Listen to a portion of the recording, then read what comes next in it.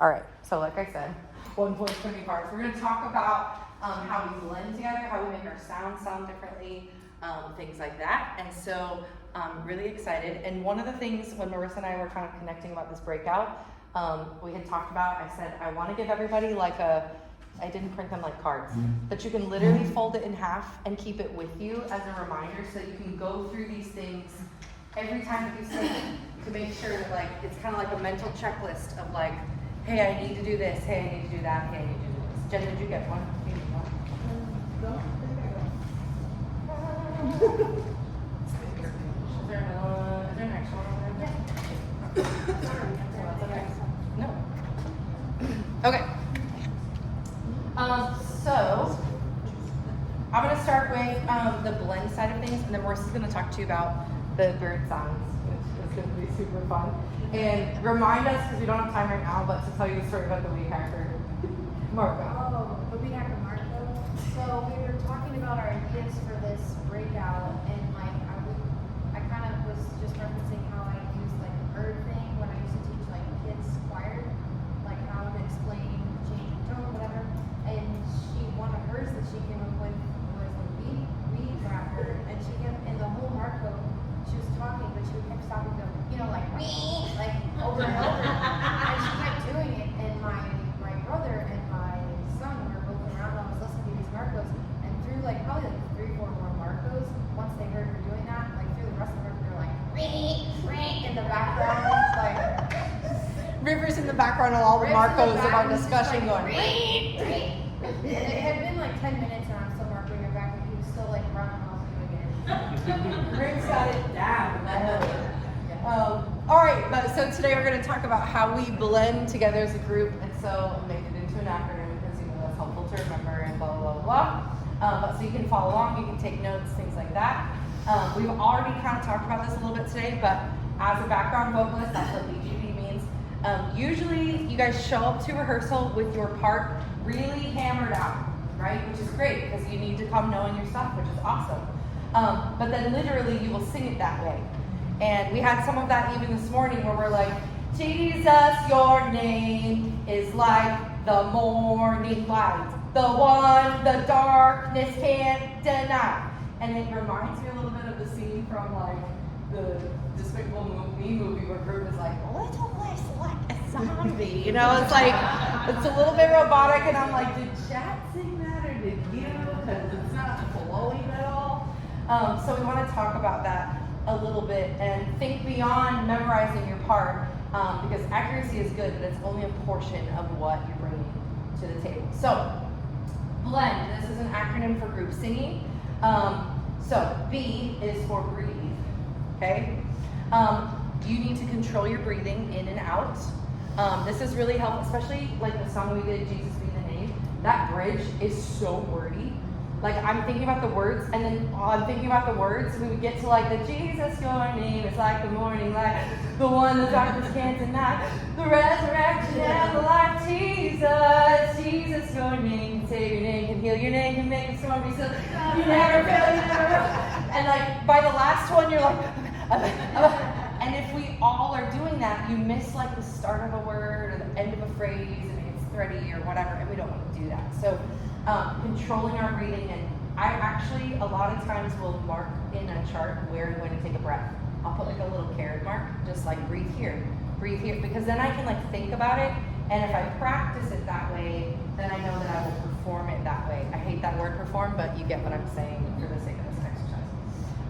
Okay, watching and noting when the lead takes their breaths, because this is also going to help. Sometimes it's good to breathe at the same time because you know that they're going to break their phrasing right there. I think about the clip we watched for On the Way. I do this in that verse because they are so legato and so long and so wordy.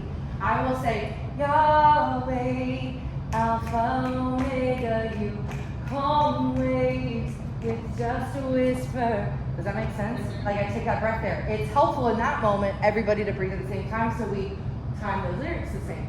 There are other times where maybe in big choral singing or full parts where we want this big anthemic sound, and if everybody needs to take a breath somewhere between, it might actually be helpful to plan, I'm going to breathe here, and then you breathe there, then you breathe there, and you breathe there, so that there's this continuation of sounds rather than a single, right, like right in the middle somewhere. That is dependent on the song, but it's something to just think about. And then exhaling is just as important because this is where your sound comes from. And so if your breath control is too loose, then what happens is you run out of steam by the end of the song, right? Sunday, you'll see it, I'll probably screw it up at some point. We're doing the Made for More piece, like right before the message. I'm singing soprano for that. And so I'm like almost out of breath because I use a lot more air to like make those notes come out. And I have to intentionally remember to take a breath before I was made for more. Otherwise I'm like, I was made for more. Please, like don't pass out, right? So it's really important to remember how you're controlling that breath on the way out as well. All right, L is for listen. We hear ourselves, but we don't always listen to others when we're singing, especially because we use IEMs. There was a day, and this is why like quartets sound so tight and polished, because they just like lean in and listen to the room right here. And you want to make sure I can hear everybody, but also myself, and so I can work on my blend and match all the things. And as soon as we stick these guys in our ears, we're like, la la la la la, I just hear myself and not you, and I don't care what you're doing, and I just am going to pay attention to what I'm doing and make sure my part's accurate. And that's only half of what we need to do. And so I would beg of you, I've been challenging myself with this more and more, is especially during Thursday rehearsal. I know Sunday during the set, it might be easier to like turn down some of the other BGVs, but Thursday rehearsal especially, I've been cranking them so much louder so that I can make sure that I match and blend, or we're all blending well, to then do like practice that way, and then on Sunday I can pull those things down if needed. And if ever we don't split up as vocalists, because I know that sometimes that's just our reality, it's okay for you to say like, hey, can the vocalists sing that outside of like the band for a minute? Can we just listen to each other? Just say that, and we can absolutely do that.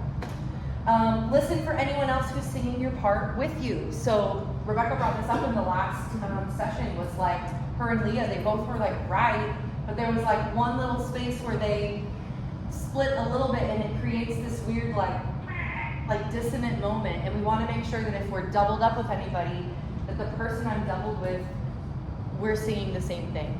I know we provide parts for you guys on PCO. There was a day we did not have PCO. And I think I've said to all of you before, but like Dina and I used to sing together, no PCO. We'd show up to practice, we didn't know what the song list was till we got there. Like it used to be on a sheet of paper, you walk in and like, here it is. If the keys weren't listed, we were just like, okay, let's figure this out. And we'd go into like the little kid life room, it was like jungle jam at the time, and Dina, she kills me because we'd all sing through something, she'd go, that was not it.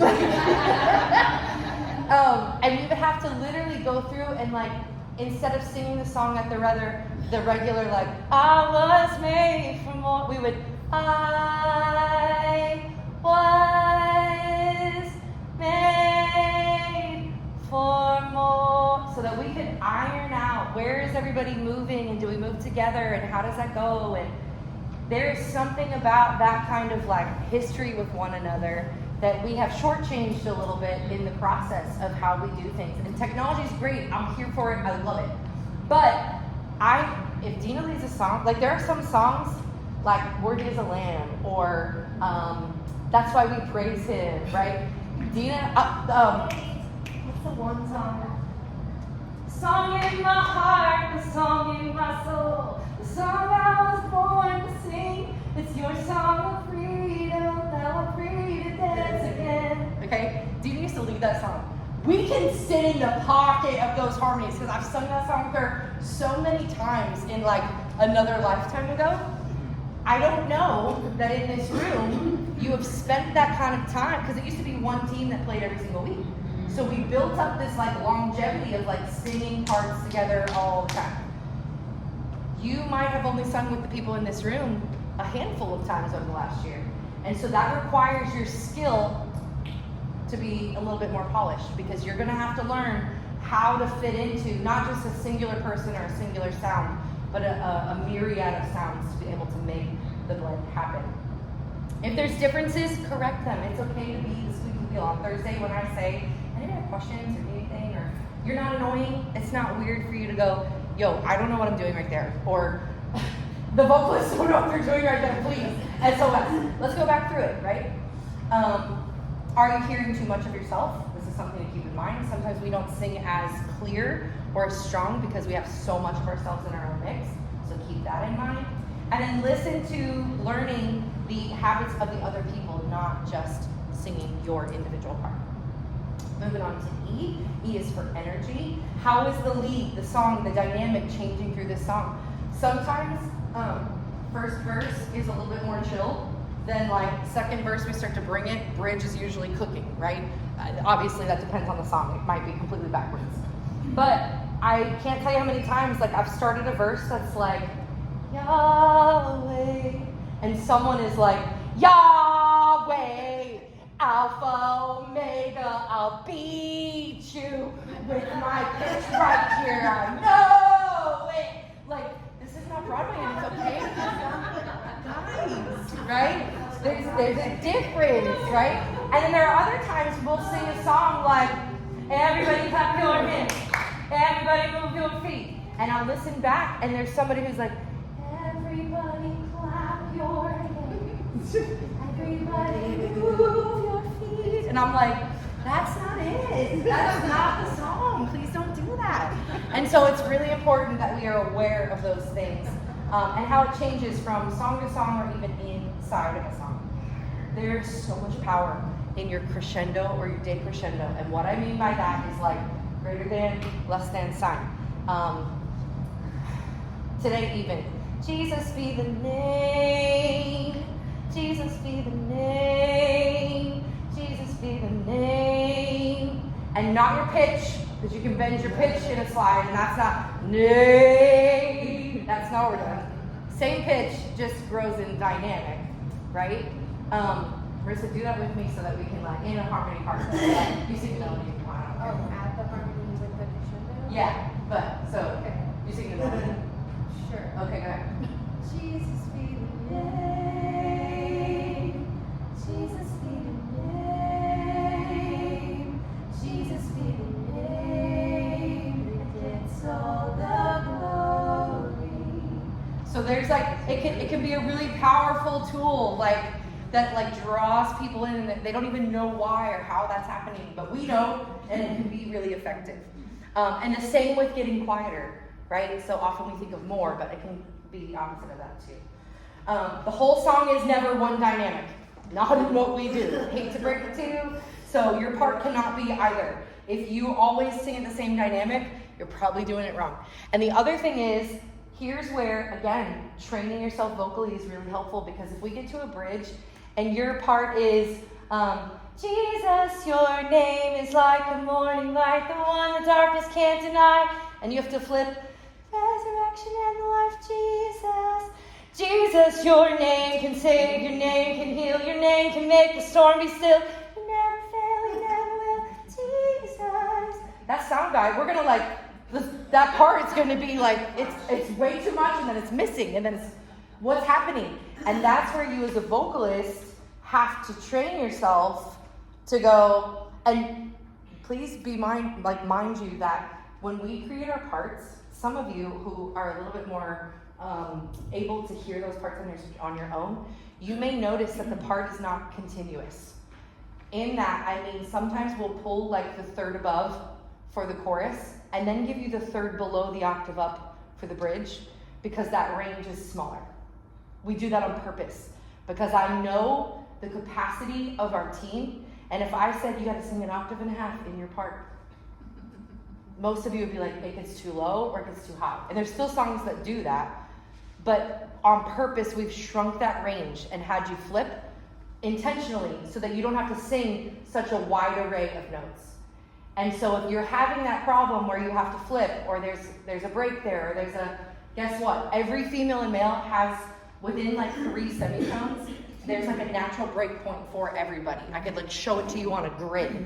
And that's just because that's how the voice works. But it's your job to iron that transition space out so that you sing more uniform in your stronger areas versus your weaker areas. So if I know, for example, Sunday, when you hear me sing the soprano part on Made for More, there's some notes that are like, they're way up there. So I'm not going to start the lower space like, I was made for more, right? I'm like, I was made for more. So that it is more continuous or uniform with what's coming later. I need to make sure that my sound is consistent, that's what I'm looking for, across the whole song. Does that make sense? Okay. Your voice is part of your body. How does your whole person show up for the energy of any given song? And we looked at that in clips a whole lot. You guys were very quick to see that, so I don't need to cover that a whole bunch, but making sure that the sound I'm making is congruent with my expression, which is congruent with what's happening in the song or in the room, or what we're trying to lead people to. All right, N is for neutralize. Take your style out of your singing. You all have a beautiful voice, and this is why when we audition people, we have them sing 2 songs. You get to pick the song of your choice, because I want to hear what your natural style is. Show me all the bells and whistles. You are fearfully, wonderfully made. You're an artist, like Dina said this morning. I want to hear it. I want to know, hey, what's your sweet spot? Where does your voice sit naturally? Because there might be a song that comes up that like that fits. If your voice is an instrument, I could go around the room and be like, okay, that one's more like a violin, that one's more like a flute, that one's more like a tambourine, that one's more like a, you're like it's me, I'm the tambourine. But like if you were gonna label your voice as like qualities or textures to your voice, everybody's got a unique like sweet spot, and we want to play to those strengths. But every other time, you're taking that dynamic out and you're trying to sound like someone else. And so you've got to neutralize your voice. Take your style out of your singing. If people can recognize your voice in the blend or the mix, you're not blended. Can I ask you a question? Yeah. So Yeah. where's the line? So I know that like with rhythmically and stylistically, strip like or follow what you're doing. Yeah. With tone, I've always thought of it, and maybe this is choral singing that doesn't translate to this space. Yeah. Of like I'm like almost like be a little more vanilla, so that it's like one like you're handling all of the like nuanced you things, and then we're just like this neutral vanilla kind of background, for lack of a better word. Is that right, or should I be trying to match you more, or is it more no back off so that she can shine and we're all just? I don't know if this is like an incorrect interpretation, but I kind of feel like that as well, but in the sense of BGVs as a group are vanilla, and I feel like the lead is not part of BGV. Like in my head, I see like an array of like bowling pins, and the one in the front is the lead, but the other ones, they should all be like a pyramid. Like the lead is separate from all the BGVs, and the whole BGV should be one unit. Right. That's how I do it. So I do feel like I do kind of attribute it more to the choral space, and that's where like this kind of comes from. But so it's not just trying to like it's taking certain things from lead, 'cause but the then style- trying to be like one body behind a little more vanilla, as opposed to everyone trying to sing exactly. Yeah. Right? Too, some of this has to do with the dynamic of the song. Because I think about a song like Lord You Are Good. We should all approach that song with like any kind of like gospel flair that's vocally like Only Help We Know. Yeah. Those moments when we sing something like even like the joy, when we get to like I've got the joy, like those moments are like they're kind of in your face, they're a little bit more gritty. We should all approach our sound in that kind of a way. It makes for, hey, we're all pressing this to the nth degree, and we can all do that collectively as a group or a unit. And then there are times when, hey, I think of a song like Available, where like it's just keys for a bit. And like if those parts are not locked in and everybody's phrasing is a little bit different, or your vibrato's out or whatever, that goes from like, that was one of the clips. It goes from like beautiful song to like trash arrangement very quickly. And I think this is a good indication too. The band helps kind of as a hint. The more that the band is playing, the more forward we're going to be in our like blended sound. Whereas the further back or the less that the band is playing, the more we have to be aware of like there's nothing to hide behind. You are out front. I mean, you're always out front, but like really being intentional to like, I really gotta mind my P's and Q's here because I stick out even further. So yeah, I think the choral like piece is the, because you would elongate all of your vowels, and sometimes that's needed. Amy elongates her vowels. So when I sing with her, I'm singing very tall like I'm in a choir. Kiara does not. When Kiara sings, I have to intentionally sing much wider or I'm gonna sound way different than she sounds. So I don't think it's so much that like you have to sing so vanilla as if like the choral rules necessarily apply, but unified in that, like Marissa was saying, I think that picture is a great one, that like as a group we want to sound the same so that it's like one sound is moving at the same time.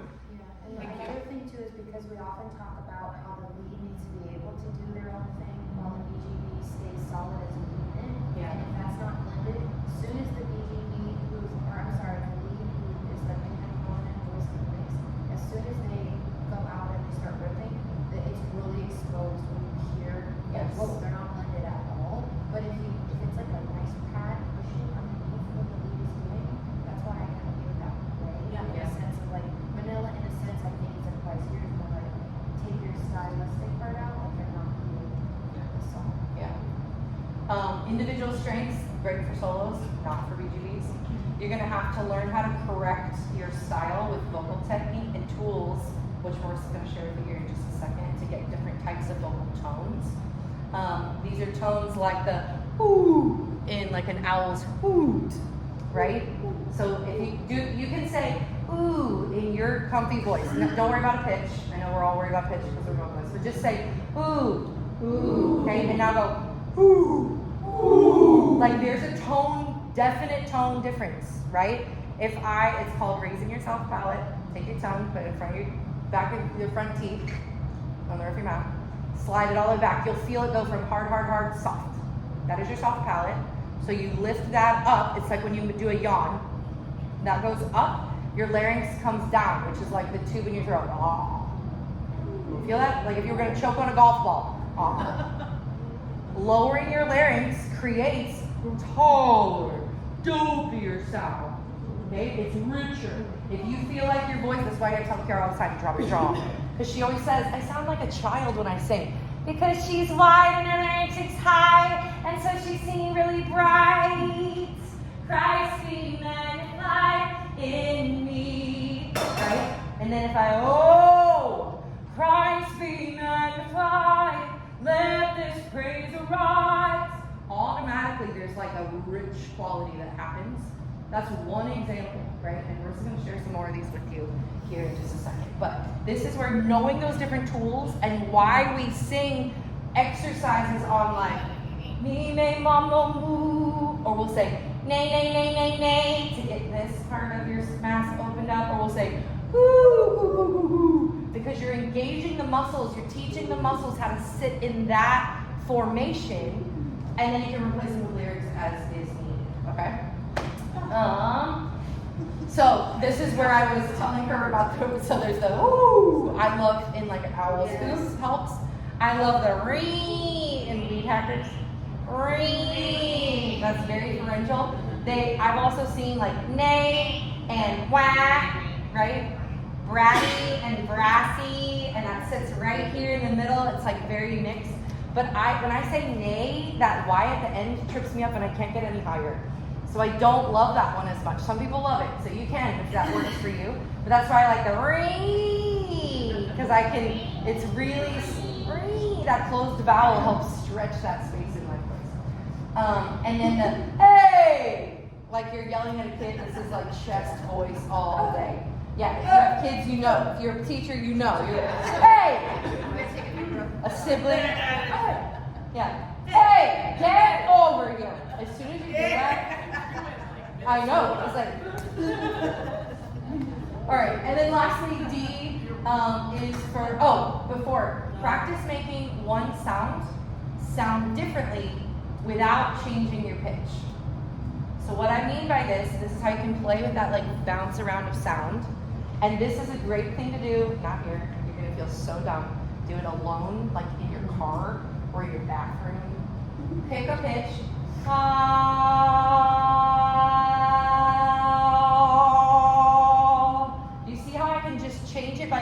shape of my mouth.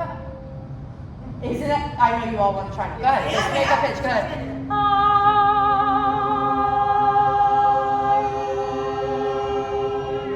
Change the vowel.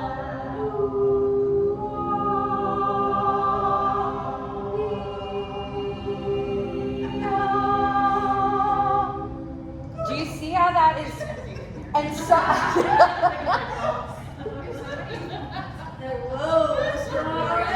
I'm summoning my Eagle Tower! No. But, see, this is where...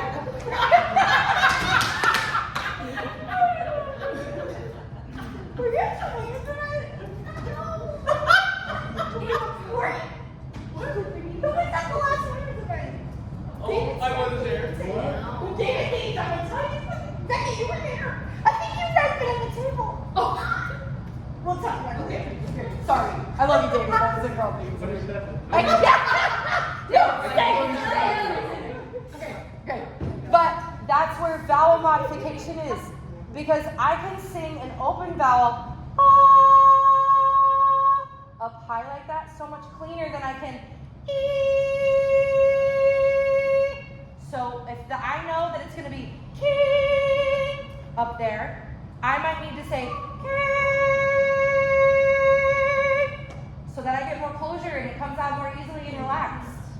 But you won't know that till you start playing around with how you place those sounds and the vowels and all the things, okay? All right. D is for diction. How does a lead start and stop phrases? No S's. Come on, we all get that in there. How does the lead shape their sound? So again, king versus king. I've heard people say, you are the king. I've heard, you are the king. You are the king, right? You are the king with a big Y in there. I don't know why you do that, but okay. Anyway, make sure that your vocal toolbox is equipped with many vowel sounds. So again, lots of different styles of warm-ups. They're so important. Your eyes can help. I'm the crazy. If you lead a song, you're going to feel like I'm a stalker because I'm going to be like, I want to see how's your tongue sit in your mouth when you do that. What's your dental work like? Should I go get a bridge so that we like meet at the same time? I want to know. Okay. And then again, this is you can play copycat. Go. I was going to show you because we just don't have time. Maybe if we get done here, I will. But the idea is like that wheel of musical impressions, right? Celine Dion sings so forward in her mouth, right? So like if you think about that, she if you want it the most, everything is in the front of her mouth, right? Right? Okay? Okay, we're tracking. Everybody knows what I could sing that and sound like Brie. If you want it the most, there's no easy way out. Okay, and then I could pivot to like, when you're ready to go.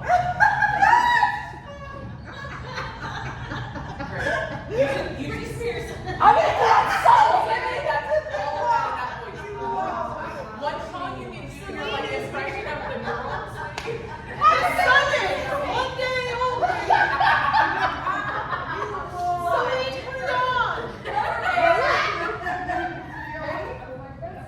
But depending on what you're trying to achieve, you get the idea, right? Okay. Do the wheel of impressions with your bandmates. If I was singing like Kathy, if I wanted to sing like David, if I wanted to sing like Becky this time, how do they sound? Can I sound like that? Can I copycat them? Because this is important. We need to know how. All right? So, placement and tone, these tools, animals we can reference for us to take it away. I'm so excited. Okay, this is so weird. All right. Now we're really excited. What is it there? So, a lot of what Bree was saying, a lot of this placement of tone is kind of like experimenting. So first, I'll kind of go through this part, and then I can kind of touch on some other things. These are dramatic, meaning that you shouldn't probably sing in this one specific way, but also it's more about mixing the color of these things. Like, oh, needs a little bit more salt. It's not all salt, right? But like, needs a dash, right? So that's where as like vocalists, you can kind of manipulate the color. thing. So, and I'll have you do these with me because they're very dramatic. But for this like side right here, when you're looking at, I'm gonna do baby bird and swan, and then we'll kind of get to these two because I feel like these help make up the more middle ground because baby bird and swan are like opposite, really, really vastly different placements, and neither one of them are beautiful by any means. So I used to teach choir, and this is one of the ways that I got kids to kind of understand the placement of tone, because we could all sing here together, Jesus be the name, like everybody could just be like, yeah, we know our parts, we're singing our thing, right? But if I asked everybody to, we talked a moment ago about the soft palate thing, which I'll kind of reference too. So I want you to imagine that your throat, okay, is like this for now, and it's a tiny baby bird, and I always think of, this is what I physically will do. I'll go have the kids repeat after me, so I'm gonna make you do it too. I would go, Mama! And it's like dramatic, and obviously if I, Jesus be the name, like, no. Yes. But, and then I will tell them the swan neck, and then I'll make them go like this, and it's just a good visual, and I'll say, Mother, please, Mother. And so I would not also sing like that on a Sunday. So then if I did Jesus be the name, and then I did Jesus be the name, I wouldn't obviously do that, but hopefully you can feel, you can like experiment with that, but you can feel the difference of that dropped larynx, that lifted soft palate.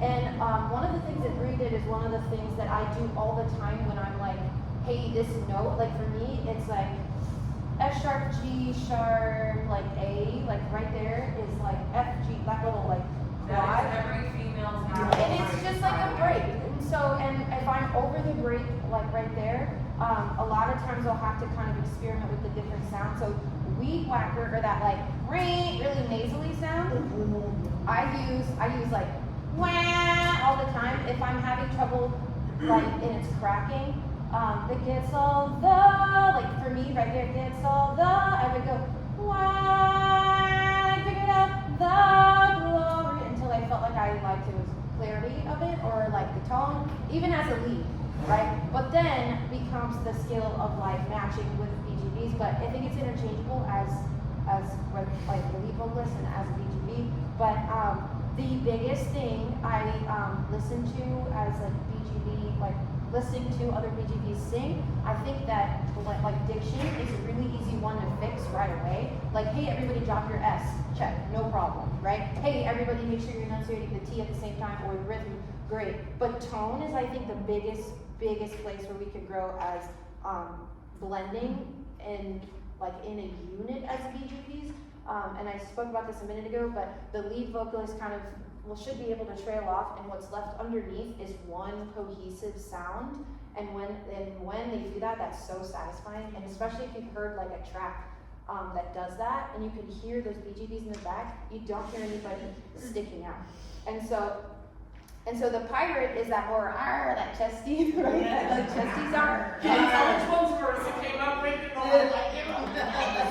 You guys, okay, in our downtime, you have to see the Marco of Riv and her going like, ring, and she said, and then she keeps talking, and she's like, and we need a little more, ring, and so the sounds are really good. But anyways, this is one that I struggle with, especially if it's lower, especially for like alto parts, when it kind of gets a little cracky, and it's not full enough. A lot of that is putting it down into the chest. So for me, I do that gug one, gug, and then if I try to make it really low, like for me this morning, the bridge of Jesus Be the Name, I was like struggling.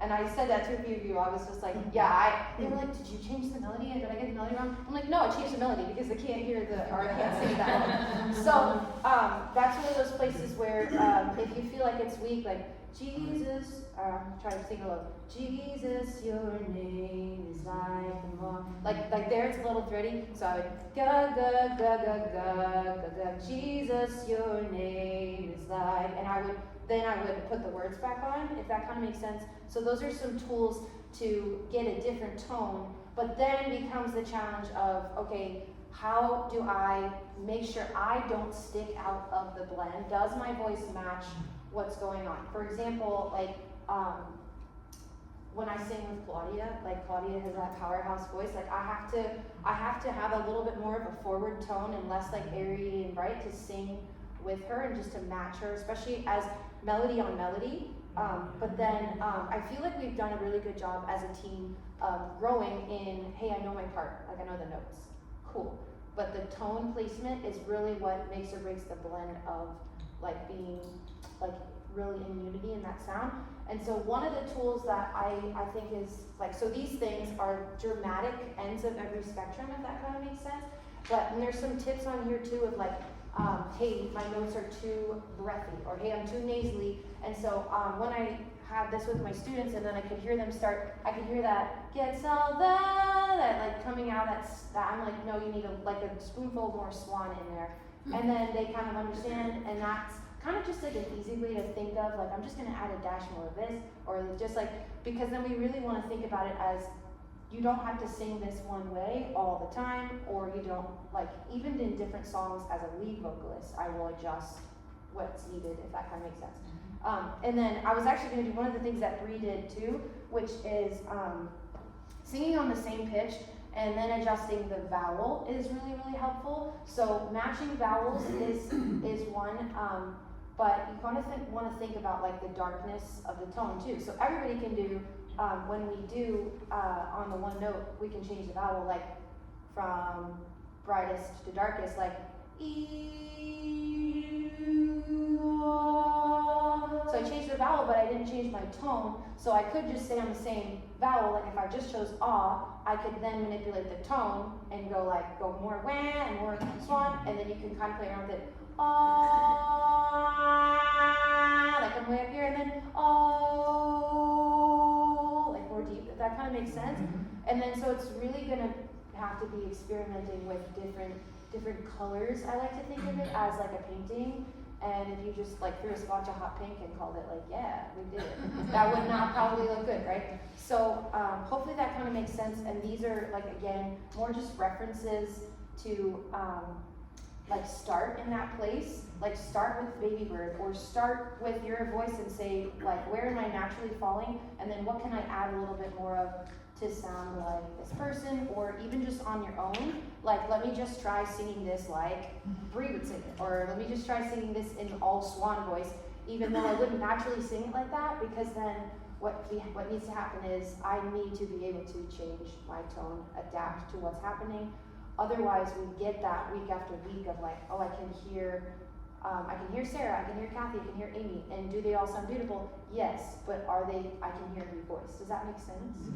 Okay, so that's kind of really like the vibe of the idea of kind of getting with the tone thing. So Yes, I love it. I have another question. I'm sorry. Yeah. So you said "ga" is a great thing for pirate, "wang" is really good for the lead whacker. What would you say are like the quick entry points for like the bird? I know the swan is like long. The swan, I just always imagine the long neck. I don't know why, and it just helps me. But one of the I think of things, the owl that goes. the other thing is like it's weird, like swallowing a golf ball kind of thing. Or if everybody acts like they're gonna yawn, like you can feel that lift in your throat, and if you actually place your hand here, you can go and you should feel your larynx drop. It's right here on your mouth, right, or on your neck. So you can feel, but you can even feel that there and physically feel that drop to create more space. So if everything feels really closed off and squeaky, like you can even start there, just adding in, hey, let me try it dramatically this way, and then like the tone color thing where I think of it as a gradient scale, like you know what I'm talking about, where you pick a color on like Google to do your calendar or something, and it's like that weird gradient, you know what I'm talking about, and then it's all like different shapes. So then you can start with that super dramatic, like if you wanted to start with Baby Bird, like all the same pitch, and then figure out where does this fall, like that kind of makes sense. So. I also just want to, for the sake of your voice and how you're growing it as you're doing these things, do you have a piano app on your phone? Can you just play me a C? I'm reminded of this one week where I had to intentionally practice this because you guys know this. I am like chest dominant heavy, right? So like I sing lower and like there. more than I sing up higher.